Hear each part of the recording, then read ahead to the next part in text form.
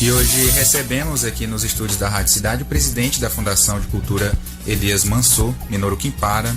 Olá, professor Minoro, seja bem-vindo aqui à Rádio Cidade e também ao Jornal das 12, tudo bem? Olá, Lucas, Rita, é uma alegria imensa que estar com vocês e falar com os nossos queridos ouvintes. Estamos aqui à disposição para falarmos de cultura. Cultura é vida, cultura é arte. Presidente, você poderia nos explicar resumidamente o que é a Lei Paulo Gustavo e como ela beneficia a cultura aqui do nosso estado? Paulo Gustavo foi um grande ator, né, humorista, ator, vários filmes conhecidíssimos. Infelizmente, durante o período da pandemia, ele morreu e foi criada uma lei, né, de autoria do senador Paulo Rocha, e essa lei realmente trouxe muitos recursos. Uma lei que foi criada na pandemia e que será, graças a Deus, exercida aqui, executada fora da pandemia. São 22 milhões e meio aproximadamente, um recurso nunca visto para a história da cultura aqui no Acre, que já em breve, até o final do mês, até o final de dezembro, esse recurso tem que estar na conta dos fazedores de cultura. Então é um recurso muito bom, nunca visto, e é uma vitória. O movimento cultural hoje está celebrando, está comemorando um momento tão importante. E no dia, na segunda-feira passada, lá no Museu dos Povos Acreanos, nosso governador Gladys Cameli, juntamente com o pessoal da FEM, com a gente, nós tivemos a honra e o privilégio de lançarmos esses editais aí, 4 editais, 70% do recurso, na ordem de 15 milhões e meio, são direcionados por conta da lei para audiovisual, e 5 milhões e meio aí o restante para a arte e patrimônio. E aí você tem a divisão de prêmio para os indígenas, a premiação para os mestres de cultura. Nós temos aí 22 milhões e meio para movimentar o setor cultural. Quem mais ganha? A população, que vai ter mais arte, mais música, mais literatura, mais filme. E como eu disse, cultura é vida, cultura alimenta a alma, cultura mexe com as nossas emoções, nossos sentimentos. Se não fosse a cultura, o que seria de nós na pandemia? Com certeza. E professor, explica pra gente por que, digamos assim, a maior fatia desse recurso é pro audiovisual. Esse recurso ele vem do Fundo Nacional de Cultura, do governo federal, e principalmente do Fundo Setorial Audiovisual. Então esse recurso ele é fruto de um superávit das receitas do governo federal e foi realmente direcionado, foi criada uma lei, e esse recurso prevê, por ser do setor ligado principalmente ao audiovisual, é por isso que 70% do recurso é destinado ao audiovisual. Mas para ter uma ideia, nós estamos aí na praça, já está inclusive na fase final já, o recurso do Fundo Estadual de Cultura, que nós lançamos editais de 2 milhões e 100. E só agora, para outros segmentos culturais, arte e patrimônio, nós estamos lançando mais de 5 milhões e meio. Então, olha, são 15 milhões e meio para audiovisual e 5 milhões e meio para outros segmentos culturais. E quais são os artistas? O que os artistas precisam ter para concorrer a esses editais? Olha, nós precisamos ter os projetos, é importante, nós não podemos deixar voltar um centavo. Todo esse dinheiro precisa ser utilizado. De voltar dinheiro em momentos de bonança, quando está tudo bem, já é ruim. Imagina um momento de crise. Então nós queremos ver pessoas, as mesmas pessoas, mas bem mais do que as mesmas. Nós queremos que esses editais sejam inclusivos, pessoas muitas vezes que nunca foram enxergadas, nunca foram vistas, e que eles possam ter participação, que possam vir com seus projetos. E o que nós queremos é ter muitos projetos e contemplarmos o máximo possível de projetos dos nossos queridos fazedores de cultura. Não podemos deixar voltar um centavo. Quem pode participar tanto? E que tipo de projeto é esse? Por exemplo, poesia, quem tem um projeto de um livro. A gente quer saber que tipo de conteúdo. Tipo assim, eu tenho um projeto de um livro, eu tenho um audiovisual, eu tenho um curta-metragem. O que pode e que se caracteriza aí que eu posso estar fazendo um projeto para poder participar? E somando só um pouquinho na pergunta da Rita, desculpa interromper, é porque muitos dos artistas, eles têm algo que eles consideram arte e tal, comunica com a cultura, mas por vezes eles não têm ali algo bonitinho, tal como pede os editais, né? Nesse sentido também existe algum auxílio da Fundação? Exatamente, nós estamos inclusive com o nosso pessoal da Fundação Elias Mansur, por orientação do nosso governador, apoiando os municípios na realização das conferências municipais. E nessas conferências municipais, além de discutir os eixos que serão discutidos na conferência estadual e em janeiro na conferência nacional, nós temos também oficinas que ajudam as pessoas na elaboração de projetos. Então esse suporte nós estamos fazendo também, orientando. Agora vamos pensar nos 15 milhões e meio de audiovisual, que são destinados para audiovisual. Nós vamos contemplar curta-metragem, né? Nós vamos contemplar longa-metragem, documentários, enfim, esse tipo de produções serão principalmente contemplados com esse edital. Quando a gente... musical também? Sim, musical, clipe musical, enfim, está previsto. E além disso, aí vamos pensar nos 5 milhões e meio de arte e cultura. Nós vamos premiar os indígenas, os mestres de cultura, e vai ter espaço para literatura, para diferentes manifestações culturais. Então realmente ele é bem abrangente. E o que nós queremos? Nós queremos muitos projetos. E interessante que, apesar do recurso ser estadual, e também as prefeituras, as 22 prefeituras do nosso estado também receberam recurso.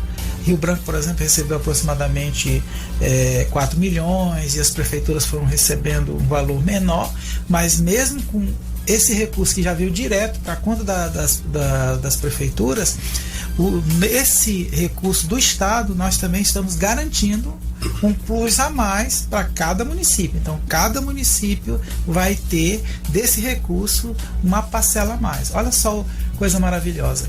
E também nós estamos fazendo um trabalho para trazermos mais 16 milhões da Lei Aldir Blanc 2 até o final do ano. Então nós vamos pensar agora, lançamos um edital de 22 milhões e meio, vamos arredondar 22 milhões, aí vem mais 16 milhões da Aldir Blanc, aí são 38 milhões, com mais 3 milhões do Fundo Estadual de Cultura, 41 milhões. Um recurso nunca visto na história para os fazedores de cultura aqui no Acre. É muito recurso. Quem mais ganha com isso? São os fazedores de cultura? Não. Nós, enquanto gestores, né, da pasta da cultura, quem mais ganha é a população, que vai ter mais música, mais teatro, mais manifestações culturais aí para brilhantar, para trazer mais alegria para a nossa população. Tá certo. Minoro, como que a FEM planeja garantir a transparência na seleção dos projetos?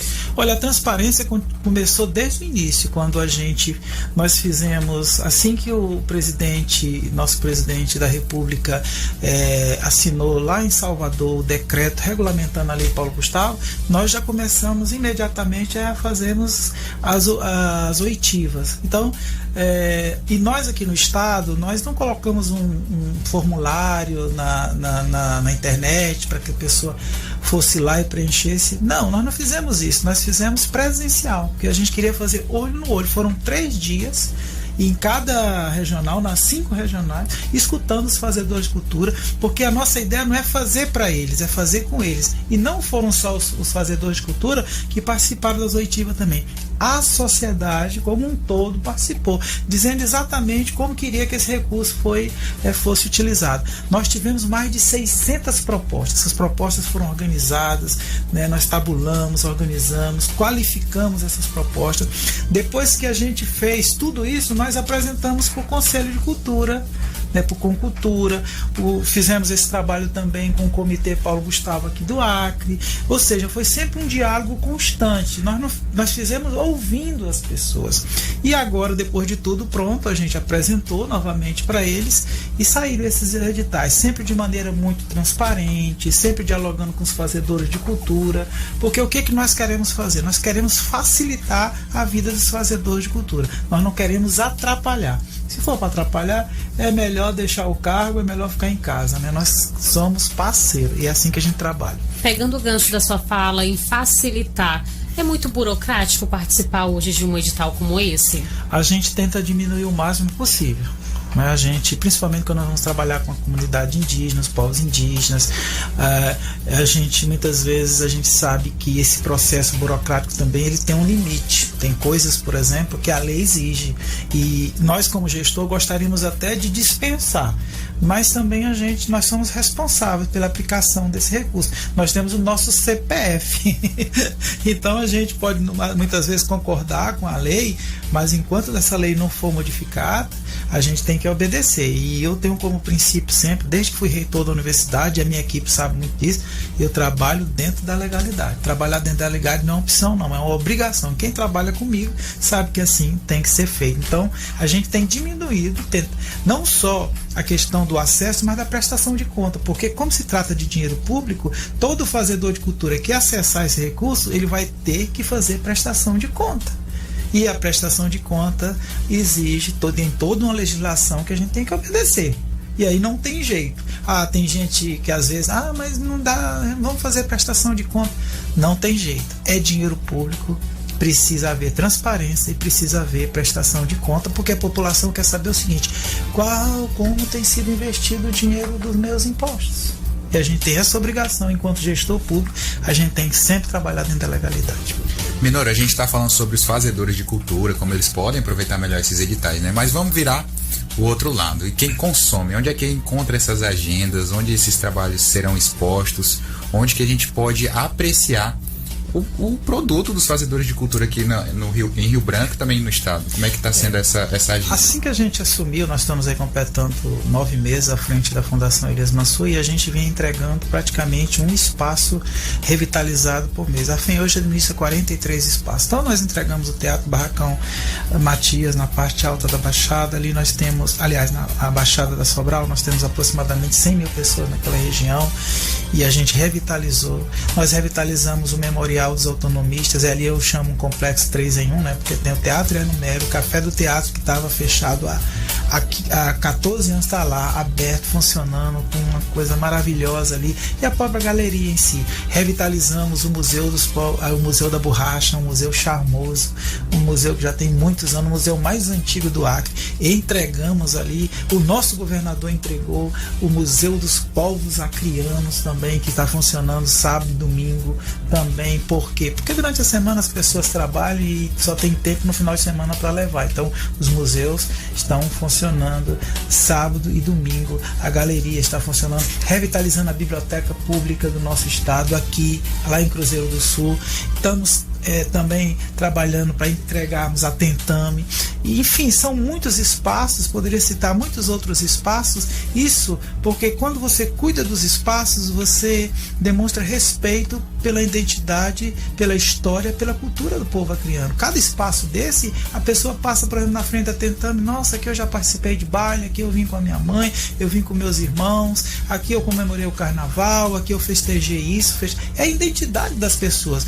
Só que cultura também não é só cuidar dos espaços e revitalizar espaços, entregar espaços. A gente precisa ter agendas culturais. Então, a Lei Paulo Gustavo, a gente ainda não tem o resultado desse projeto, porque leva um tempo ainda para dar retorno, isso aqui não sai do dia para o outro, mas a gente tem investido muito em agendas culturais. E as agendas culturais a gente tem colocado nas redes sociais, no Instagram, na página, enfim, nos espaços, para que as pessoas possam realmente ter acesso. Porque o que vai deixar esses espaços bonitos são as pessoas. Então, quando a gente passou aqui para vir para cá ali pelo Museu dos Povos Acrianos, tinha muitas crianças, tinha muitos estudantes. A gente vê, porque são essas pessoas que deixam o lugar mais bonito ainda. O lugar é bonito, mas a gente faz isso para as pessoas. Se não tiver visitação, se não tiver gente, não tem magia, não tem poesia, não tem arte, não tem sorriso, não tem gargalhada, não tem comunicação. São as pessoas que deixam os espaços bonitos. E a gente tem trabalhado muito nessas agendas culturais, e a gente até agradece vocês, porque vocês da comunicação nos ajuda muito a divulgar, e a gente quer trazer vida, nós queremos trazer. O que nós pretendemos aqui a partir do ano que vem? Porque muitas coisas que estão agora, que serão feitas com recurso da Paulo Gustavo, é para o ano que vem. Teatro, música, literatura. Nós queremos colocar isso tudo à disposição da nossa população, da nossa comunidade. E a gente pode pensar aqui no Acre, por que não fazemos uma virada cultural aqui? Por que não a gente colocar aqui, como é feito lá em São Paulo, o domingo, o sábado ali, onde a gente possa na frente ali da prefeitura, aberto, né? Até a Gamileira ali, a gente ter capoeira, a gente ter música, a gente ter teatro, a gente ter artesanato, a gente ter vários estilos musicais para a gente fazer isso. Olha o que nós temos aqui. Nós estamos colocando, o governo federal está colocando, fizemos o dever de casa, porque não foi um trabalho fácil. Nós tivemos que fazer um trabalho técnico para trazer esse recurso. Teve estado que não quis esse recurso, que não quis se comprometer, que não quis fazer esse trabalho. Nós não, nós achamos e acreditamos que a gente tem que aproveitar todo o recurso, porque a cultura, assim como a educação, ela traz transformação de vida, ela é inclusiva, e a gente está fazendo esse trabalho. Olha só, esse recurso investido, os produtores, os fazedores de cultura com produto, a gente vai colocar isso na população, na rua, é no Cine Teatro Recreio, no Teatro Barracão Matias, é na nossa usina de arte, é lá em Cruzeiro do Sul, no Teatro do Nauas. São os espaços cheios de muita música, de muita arte, porque isso ajuda a transformar a vida das pessoas. Professor, nós agradecemos a sua participação aqui no Jornal das 12. Infelizmente, o nosso tempo está esgotado. A gente se fosse 1 hora, a gente falaria 1 hora tranquilamente aqui sobre cultura. Muito obrigada por sua disponibilidade. Envie presencialmente aqui na Rádio Cidade. Esse horário eu sei que é difícil, meio-dia estar na rádio para poder conceder uma entrevista. Por isso nós agradecemos muito a sua visita. E você pode fazer suas considerações. Olha, eu quero agradecer a oportunidade, o privilégio de estarmos aqui e ver nesse momento de muita celebração. E eu quero convidar vocês aqui, a população, para visitar os nossos espaços, fazer uma visita à nossa biblioteca pública, levar o adolescente, o jovem, e visitar o Museu dos Povos Acrianos, que está lá à disposição, é aberto sábado e domingo, os nossos muitos espaços que nós temos aqui, e acompanharmos as nossas agendas culturais. Nós estamos sempre na página, no Instagram, colocando à disposição da nossa população. É muita música, é muita arte. Está longe do que nós queremos, o que nós almejamos, o que nós sonhamos. Nós estamos caminhando firme, trabalhando noite e dia para honrar e deixar a nossa contribuição. Perfeito. Agora aqui no Acre, 12 horas e 23 minutos.